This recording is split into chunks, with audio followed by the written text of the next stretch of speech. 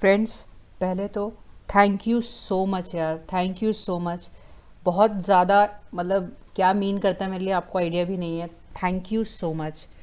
तो फ्रेंड्स, आज मैं ये पार्ट स्टार्ट कर रही हूँ, पर मैं आपको बता दूँ मैंने बहुत कोशिश की कि मैं इस पार्ट को इसमें ओवर कर सकूँ, पर नहीं हो पाया। तो मुझे एक पार्ट और रिलीज़ करना पड़ेगा और वो मैं 3 दिन बाद कर पाऊँगी। मैं नोटिफाई कर दूँगी पहले। ठीक है, तो चलिए एपिसोड 17 का पार्ट 2 मैं स्टार्ट करती हूँ।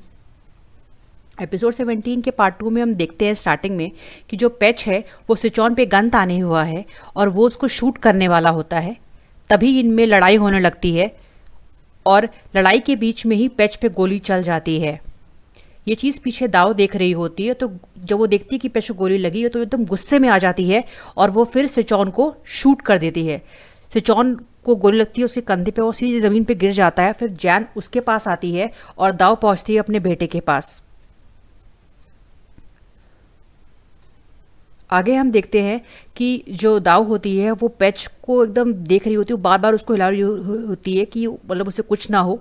अभी सिचौन भी एकदम सख्ते में होता है कि उसका भाई मर रहा होता है, लेकिन जो पैच है वो बचता नहीं है और वो मर जाता है। इसके बाद जो दाऊ होती है वो बहुत गुस्से में आ जाती है और वो एकदम गन उठा के सॉन्ग की तरफ जाती है। उससे कहती सारी की सारी गलती तुम्हारी है और आज मैं तुमको नहीं छोड़ूंगी। जॉन उससे कहता है कि प्लीज़ ये गलती मत करिए, आप ऑलरेडी बहुत गलती कर चुकी हैं दाऊ, ये गलती और मत करिए। जिस पे जो दाऊ होती है वो उसे गुस्से में कहती है तुम्हें नहीं मारना गलती होगी, मुझे तुम्हें पहले ही मार देना चाहिए था बाकी लोगों की तरह। जिस पे सिचौन उससे पूछता है आप कहना क्या चाहती हैं। तो दाऊ उससे कहती है कि मैंने ही मारा है तुम्हारे पिता को, और सिर्फ पिता को ही नहीं तुम्हारे माँ को भी मैंने ही मारा है। इस पे सिचौन एकदम शॉक में आ जाता है कि क्या आपने आपने किया ये सब। और फिर उस पर एकदम दाऊ और गुस्से में बोलती है कि हाँ बेवकूफ़ आदमी, ये सब मैंने ही किया है और तुम कुछ नहीं बिगाड़ पाए मेरा। लेकिन तुम्हारी हर सिर्फ तुम्हारी एग्जिस्टेंस की वजह से, सिर्फ तुम्हारी वजह से जो मेरे बेटा और मेरी ज़िंदगी पूरी तरीके से बर्बाद हो चुकी है। आज मैं तुम्हें नहीं छोड़ूंगी। सिचौन एकदम शॉक से देख रहा होता है दाव की तरफ, क्योंकि उसको उसको सही में उसको पच नहीं रहा होता है कि एक इंसान किसी से इतनी नफरत कैसे कर सकता है। मतलब उसने इतनी सारी मुश्किलें झेली, फिर भी ये औरत जो है इसको, मतलब कितनी कैसी गिरी हुई औरत है ये। फिर दाऊ से आगे कहती है कि आज तुम्हें पता लगेगा कि जब हम किसी से प्यार करते हैं और वो चला जाता है तो हमें कैसा लगता है। मैं तुम्हें आज ये एहसास कराऊंगी।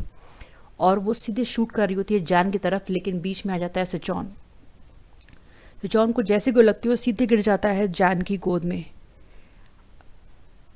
जैन उसको एकदम पकड़ी हुई होती है और कह रही होती है सिचौन। और फिर हम आते हैं नेक्स्ट सीन पे, जहाँ पे हम देखते हैं कि जो सिचौन है वो हॉस्पिटल बेड पे लेटा हुआ है और कोई उसे बुला रहा है, सिचौन क्या तुम मुझे सुन सकते हो सिचौन। जिस पे सिचौन धीरे से अपनी आँख खोलता है और कहता है खुंजान। लेकिन वहाँ खुंजान नहीं होती, वहाँ उसकी एंट होती है। तो उनकी एंट से वो पूछता है कि खुंजान कहाँ है। तभी वहाँ पे पॉब आता है और उससे कहता है कि अरे अभी अभी तो आपकी आंखें खुली, अभी अभी आप खुंजान के बारे में पूछ रहे हैं। लेकिन वो फिर पूछता है कहाँ है खुंजान।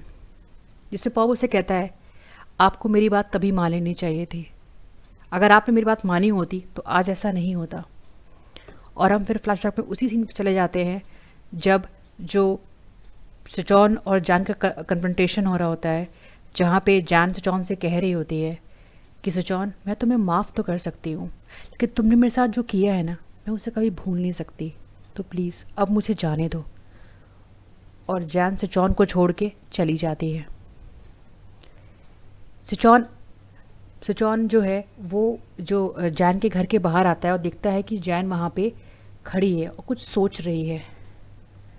उसके साथ पॉप भी होता है। तो पॉप उससे कहता है कि सिचौन आपको उनसे बात करनी चाहिए, चाहिए ना, बात करिए।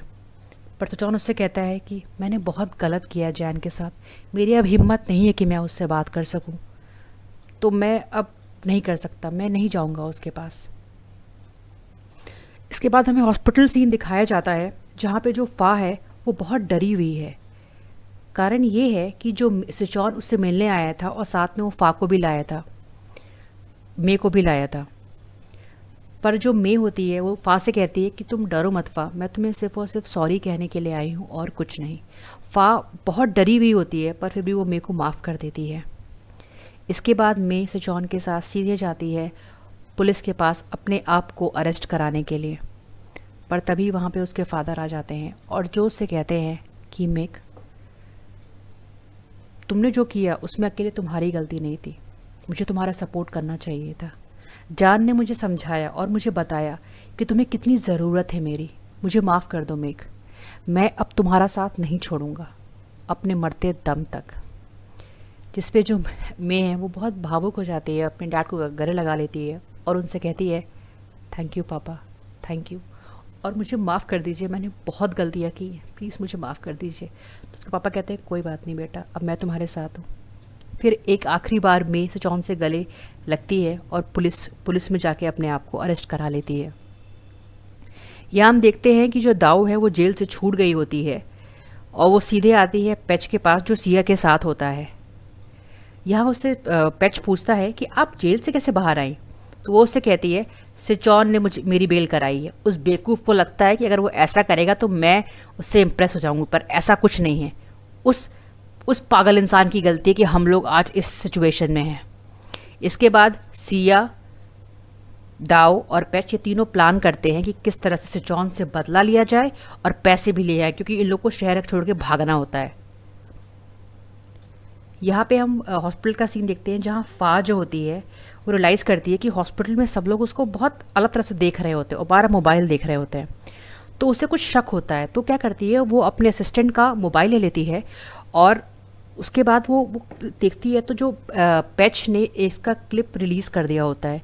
ये क्लिप देखने के बाद वो एकदम एकदम टूट जाती है, एकदम रोने लगती है और कहती है कि अपने असिस्टेंट को बोलती है कि सब कुछ ख़त्म हो गया, हाँ ना, सब कुछ ख़त्म हो गया, मैं पूरे से बर्बाद हो गई। लेकिन जो उसका असिस्टेंट होता है वो उससे कहता है देखो पा, कुछ भी सोचने से पहले मैं चाहता हूँ तुम एक चीज़ देखो। ये सीन सही में बहुत अच्छा है फ्रेंड्स, क्योंकि सही में ये एक सबक है हम सब के लिए। वो उससे कहता है कि मैं जानता हूँ कि कुछ लोग तुम्हारी बुराई कर रहे हैं, लेकिन पहले तुम देखो ट्विटर पे देखो कि यहाँ पे कुछ लोगों ने, कुछ नहीं बल्कि काफ़ी लोगों ने तुम्हारा सपोर्ट भी किया है। और फिर वो मोबाइल में वो सारे कमेंट्स देखती है जो कि सही में उसके लिए बहुत ही हीलिंग था, कि जहाँ से सब लोग कह रहे होते हैं कि इस एक्ट्रेस के साथ बहुत गलत हुआ, हमें इसका सपोर्ट करना चाहिए, इसके काम को सपोर्ट करके, बल्कि जिस आदमी ने ये अपलोड किया है हमें उसको सज़ा दिलानी चाहिए। और सारे के सारे लोग उसको सपोर्ट कर रहे थे। तो ये चीज़ देख के जो फ़ा होती है वो बहुत खुश हो जाती है और उसके बाद उस हैना यही बताता है कि तुम्हें और भी काम मिल रहा है तो तुम परेशान मत हो, जिस पे वो एकदम बहुत खुश होकर एकदम हैना से गले लगा लेती है। यहाँ हम देखते हैं कि जो पैच होता है वो जैन को उसके घर से किडनैप कर लेता है और ये जो चीज़ है ये जो पैंग होती है वो देख लेती है। तो फिर वो उनका पीछा करती है और वो उसी जगह पहुंच जाती है जहाँ पे जैन को रखा गया था किडनैपिंग के बाद। यहाँ सेजॉन अपने फार्म हाउस में बहुत वर्क कर रहा होता है, बहुत मेहनत कर रहा होता है, क्योंकि जब से वो आया होता है शहर से तब से एकदम लगातार खूब काम कर रहा होता है। तभी उसकी आंट वहाँ पे आती है, उससे कहती है कि चलो, तो उससे कहाँ ले जा रही हैं आप मुझे, तो वो कहती है कि जैन से मिलने के लिए। तो वो उससे कहता है कि नहीं आंट, मैं नहीं जा पाऊँगा, मैंने बहुत गलत किया है जैन के साथ, वो मुझे माफ़ नहीं कर पाएगी और मैं खुद को भी माफ़ नहीं कर पाऊँगा। तो उसकी आंट कहती है तुम्हें पता चल गया तुमने कितना गलत किया है, हाँ, और तुम्हें लगता है कि तुम जो सॉरी बोलोगे तो उससे काम बन जाएगा, हाँ। तो कहता है कि अरे आंट, तभी तो मैं अपने आप को सज़ा दे रहा हूँ ये काम करके। तो वो उसे कहती इस तरह इस फार्म हाउस पे गड्ढा खोद के अपने पे जुर्म करके तुम अपने आप को सज़ा दे रहे हो, हाँ, और तुम्हें लगता है कि ये सब करने से जो जान है वो तुम्हें मिल जाएगी, वापस आ जाएगी। तो वो कहता है कि आंट आप बताइए तो मैं क्या करूं फिर। तो फिर जो उसकी आंट होती है वो तो समझाती है सेजॉन, बात को समझो, तुम उससे प्यार करते हो, पर क्या कभी तुमने उसको ये एहसास कराया कि तुम उससे प्यार करते हो? तुमने उसे दिखाया कि तुम उससे कितना प्यार करते हो? और प्लीज़ हाँ, पास्ट की बात तो करना मत, पास्ट में तुमने सब उसको सिर्फ बेवकूफ़ बनाया प्यार करने के लिए और कुछ नहीं। तो फिर सेजॉन कहता है लेकिन मैंने वो सब इसीलिए किया ना क्योंकि मैं उससे प्यार करता हूँ आंट। तो आंट कहती अच्छा, कौन विश्वास करेगा तुम्हारा, हाँ? तुम उससे इतना इतना गुस्सा करती, इतना तुम्हारे अंदर बदला का भाव चल रहा था, इतना ज़्यादा चल रहा था कि तुमने उसे मतलब एक तो बेवकूफ़ बनाकर तुमने उससे शादी की, सब कुछ किया, हाँ, उसको प्यार में भी पड़ा, फिर उसका इतनी बेरहमी से तुमने दिल भी तोड़ दिया, हाँ, और तुम मुझसे कह रहे हो कि तुमने उसे मतलब ये तुम उससे प्यार करते हो।